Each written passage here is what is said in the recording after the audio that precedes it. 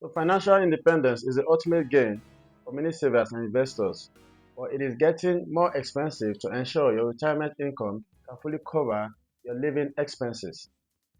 A new research conducted indicates that the average retirement age is between 60 years to 65 years. 60 years for most public servants, then 65 years for private entity employees, and also some special professionals. The life expectancy range is between 80 years to 85 years in Nigeria. Therefore, a conventional retirement aims to save 20 times your annual spending so you can maintain your lifestyle for 20 years after retirement. The so-called 20 times rule aims for people to build enough savings and investment, for example, a pension fund, passive income such as rental properties or equity investments, etc., to replace a full-time salary once you stop working. The average Nigerian household, that is, family of five, with two parents and three children, expends about 600,000 naira monthly, consisting rent, utilities, school fees, and food. This makes a whopping 7.2 million naira annually. They will need a total of 260 million naira for over 20 years with inflation factored in. Don't forget to add a 6-month emergency fund, and the cost of financial freedom will increase to 220 million naira, according to the research. The earlier you want financial independence, the more you will need to save. This means covering expenses for a longer period of time and must take into account inflation over that long period of time. For example, if you intend to retire at the age of 30, you have to be able to fund your expenses till 80 years. That is, for 50 years, you need about 540 million naira to fund your expenses with inflation applied. The closer you get to retirement age, the more the financial burden eases.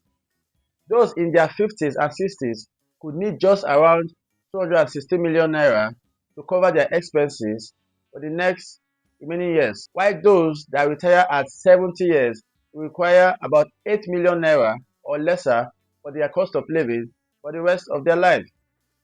So we take a close look at age range as well as the expenses that would need for them to live until they pass on. Between 40 to 50 years, one will need about 403 million naira.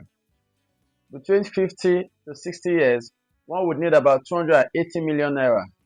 Between 60 to 70 years, one would need about 190 million naira.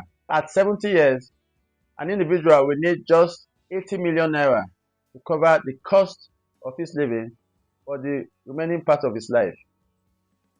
You should note that this is only estimate based on current spending, so you will need to make adjustments if your spending habit changes over time. So a plan suggests that to live financially independent for 20 years, the average Nigerian household would need to have about 80 to 100 million naira saved by retirement.